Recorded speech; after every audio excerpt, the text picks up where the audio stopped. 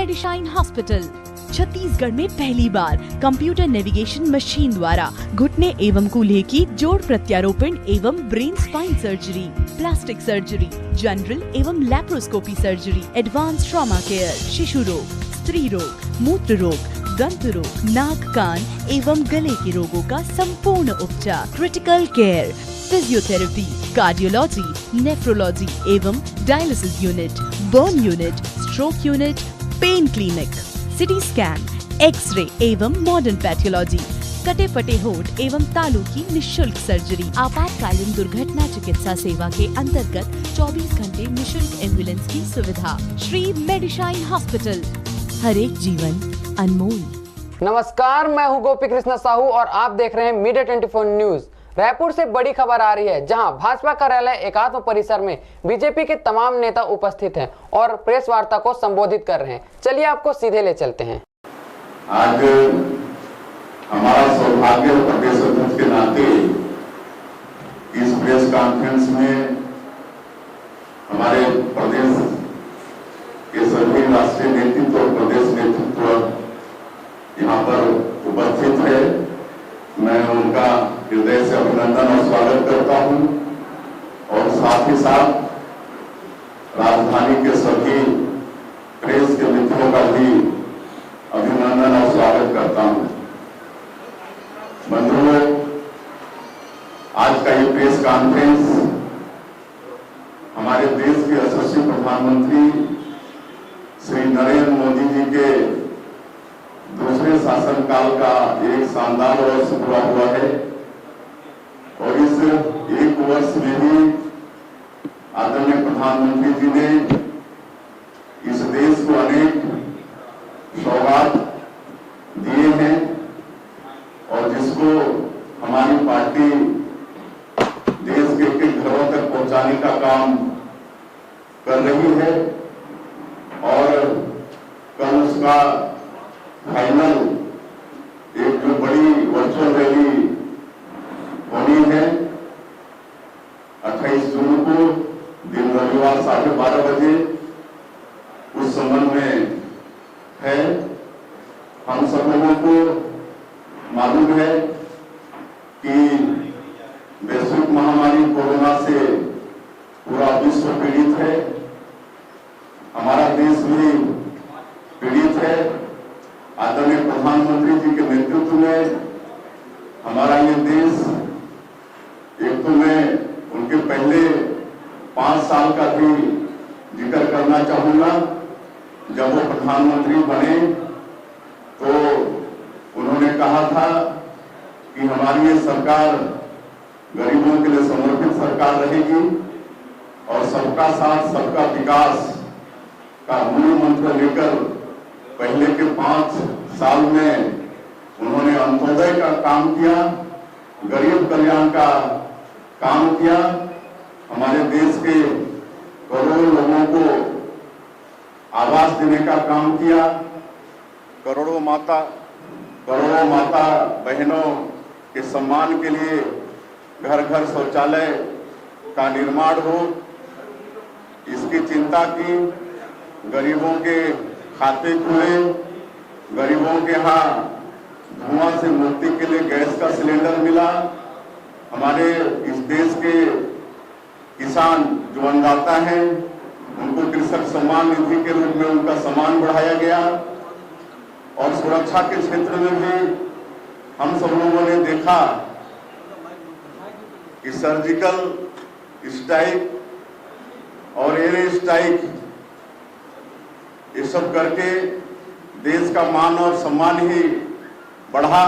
तो ये 5 साल की उपलब्धियां रही और इसी कारण से इस देश की जनता ने दोबारा भारतीय जनता पार्टी को पहले से भी ज्यादा प्रचंड बहुमत के साथ, और मैं समझता हूं ये पहली बार इस तरह से हुआ कि लगातार दूसरी बार ज्यादा बहुमत से कोई पार्टी की सरकार बनी और आदरणीय नरेंद्र मोदी जी के नेतृत्व में फिर से देश आगे बढ़ने का काम किया और हमारे प्रधानमंत्री जी ने दूसरी बार सबका साथ सबका विकास और सबका विश्वास, एक भारत श्रेष्ठ भारत, ये सब को मूल मंत्र मानकर आगे काम करना शुरू किया और एक साल में ही अनेक उपलब्धि मिली। जम्मू और कश्मीर से धारा 370 का खात्मा। धारा 370 जम्मू और कश्मीर के लिए, हमारे देश के लिए कलंक था। कोई भी बाहरी आदमी वहां जाके 1 इंच जमीन नहीं खरीद सकता था, वहां अपना घर नहीं बना सकता था, अपना कोई व्यवसाय नहीं कर सकता था। लेकिन आदरणीय मोदी जी ने जम्मू कश्मीर से धारा 370, 35A का खात्मा किया और अब जम्मू कश्मीर का विकास का मार्ग प्रशस्त किया। आज हमारे देश में पाकिस्तान, अफगानिस्तान, बांग्लादेश जब बना तो वहाँ पर गैर मुस्लिम वहाँ पर अल्पसंख्यक के रूप में थे, हिंदू, सिख, ईसाई, पारसी, जैन, और वहाँ पर उनका भारी धार्मिक प्रताड़ना हुआ। इस कारण से वे भारत में शरणार्थी के रूप में आए, वर्षों से रहते आए। पहले के बहुत नेताओं ने, सरकार ने उनकी चिंता की कि इनका जीवन भी ठीक से हो जाए, लेकिन किसी को हिम्मत नहीं हुई। और वो हिम्मत भी अगर किसी ने दिखाया तो हमारे देश के आदरणीय प्रधानमंत्री नरेंद्र मोदी जी ने नागरिकता संशोधन कानून बनाकर आज ऐसे लाखों करोड़ों शरणार्थी हमारे देश में नागरिकता मिलने से उनका भी जीवन सामान्य लोगों के जीवन के समान होगा। आज मुस्लिम माता बहनों के मान और सम्मान के लिए, उनके सशक्तिकरण के लिए जो एक कुप्रथा उनके समाज में थी 3 तलाक का, उसको भी खत्म करने का काम अगर किसी ने किया तो हमारे आदरणीय प्रधानमंत्री जी ने किया। 3 तलाक बिल पास होने से आज मुस्लिम माताएं बहनों का भी मान और सम्मान देश में बढ़ा है।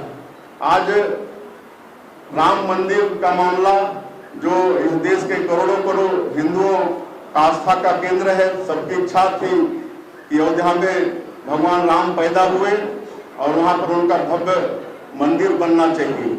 इसके लिए अनेकों प्रयास हुए। मामला सुप्रीम कोर्ट में भी लंबित था, लेकिन सौभाग्य है कि इसी 1 साल के अंतराल में राम जन्मभूमि का विवाद भी सुलझा और वहां पर मंदिर निर्माण का मार्ग प्रशस्त हुआ। ऐसे अनेकों उपलब्धियों से भरा हुआ ये 1 साल का कार्यकाल रहा है और पार्टी के निर्णय के अनुसार इसको हमारे पार्टी के कार्यकर्ता इस देश के, इस प्रदेश के एक घर तक पहुंचाने का काम कर रहे हैं। और ये काम 7 जून से प्रारंभ हुआ है। एक पार्टी ने कार्यक्रम बनाया है जनसंपर्क अभियान। इसमें हमारे 2 कार्यकर्ता सोशल डिस्टेंसिंग का पालन करते हुए प्रधानमंत्री जी की जो चिट्ठी है और 1 साल की उपलब्धि का जो पत्रक है उसको घर घर पहुंचाने का काम कर रहे हैं और 25 लाख घरों तक पहुंचने का हमारे प्रदेश का लक्ष्य है और हमारे सभी लोग लगे हुए हैं। हम लोग लक्ष्य प्राप्ति करके रहेंगे। और उसी तरह से चूंकि ये कोरोना महामारी का समय है तो बड़ी बड़ी सभा रैली हम लोग नहीं कर सकते और इसीलिए डिजिटल प्लेटफॉर्म के माध्यम से इस 1 साल की उपलब्धि को पहुंचाने का काम कर रहे हैं। और इसके लिए लगातार जनसंवाद का कार्यक्रम चल रहा है। हमारे प्रदेश में 30 जिले हैं और 30 जिले में 27 जगह कार्यक्रम हुआ है जनसंवाद का, जिसको हमारे प्रदेश के बड़े नेता सब संबोधित किए हैं और जिसमें लाखों लोग डिजिटल प्लेटफॉर्म से जुड़कर 1 साल की उपलब्धि हमारे नेताओं के भाषण को सुने हैं। उसी तरह से हमारे जितने मोर्चा और प्रकोष्ठ है उन्होंने भी लोकसभा स्तर में, विधानसभा स्तर में भी जनसंवाद का कार्यक्रम हुआ है। 90 में से अभी तक 70 विधानसभा में, 71 विधानसभा में जनसंवाद का कार्यक्रम संपन्न हो गया है। हमारे युवा मोर्चा के लोग भी आगे बढ़ चढ़कर लोकसभा वाइज जनसंवाद का कार्यक्रम किए हैं और हमारे जो मोर्चा प्रकोष्ठ के प्रभारी है राम प्रताप जी, उनके मार्गदर्शन में हमारे मोर्चा और प्रकोष्ठ के लोग बढ़ चढ़कर जनसंवाद का कार्यक्रम किए हैं, जिले में भी हुआ है। तो इस तरह से कुल मिलाकर करीब 10 लाख से ज्यादा लोगों तक इस डिजिटल प्लेटफॉर्म के माध्यम से हम लोग पहुंचे हैं और 1 साल की उपलब्धि को बताने का प्रयास किए हैं। और इसी कड़ी में 28 तारीख को कल एक बड़ा वर्चुअल रैली एकमात्र जो हमारे प्रदेश में होना है वो होना है और उसमें हम लोगों का सौभाग्य है कि मध्य प्रदेश के लोकप्रिय मुख्यमंत्री और भारतीय जनता पार्टी के राष्ट्रीय उपाध्यक्ष श्री शिवराज सिंह चौहान जी उसको संबोधित करने वाले हैं। और हम लोगों का लक्ष्य है कि 3 लाख से ज्यादा लोगों को उसमें जोड़ेंगे। लेकिन मेरा पूरा विश्वास है, जिस तरह से अनुभव रहा है हमारे जिलों में जो विधानसभा में और मोर्चा प्रकोष्ठ के द्वारा जो जनसंवाद के कार्यक्रम संपन्न हुए हैं और जिसके माध्यम से 10 लाख से ऊपर लोग जुड़े हैं, तो हम लोग कल के वर्चुअल रैली में भी अपना जो टारगेट है 3 लाख का उसको पार करके जाएंगे।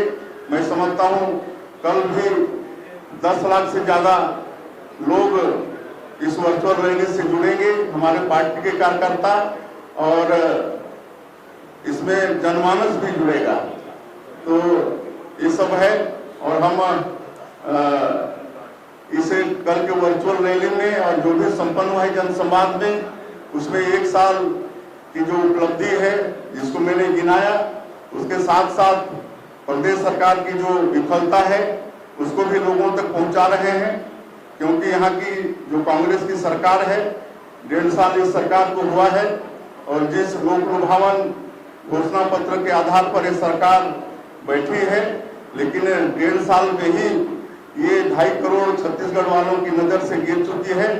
क्योंकि ये एक भी अपने वादे में, एक भी अपने मोर्चा में सफल नहीं हुए हैं, चाहे वो कर्जा माफी की बात हो या धान का कीमत 2500 रुपया क्विंटल देने की बात हो या शराबबंदी की बात हो या बेरोजगार भाई और बहनों को बेरोजगारी भत्ता देने की बात हो या किसी भी मुद्दे में सरकार सफल नहीं हुई है।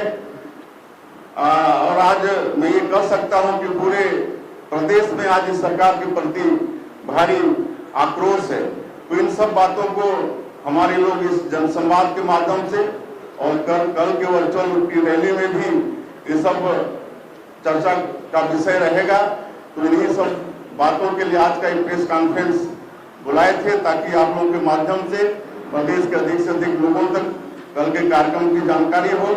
और कल के इस कार्यक्रम में हमारी पार्टी संयोजक श्री राजेश मूढ़त जी को और सह संयोजक भूपेंद्र सवने जी को बनाए हैं और पार्टी के सभी लोग हमारे बड़े नेता लोग सब प्रयास कर रहे हैं। और सिस्को वेबएक्स ऐप है, फेसबुक, ट्विटर, यूट्यूब के लिंक ये सब सारे कार्यकर्ताओं तक भेजे जा रहे हैं और इनके माध्यम से कल के वर्चुअल रैली में लाखों लोग जुड़ने वाले हैं। और आप सब लोगों के माध्यम से भी सबको समाचार जाए, इस निमित्त आज का प्रेस कॉन्फ्रेंस आहूत था। मैं आप सब लोगों को फिर से धन्यवाद देते हुए अपनी बात समाप्त करता हूँ।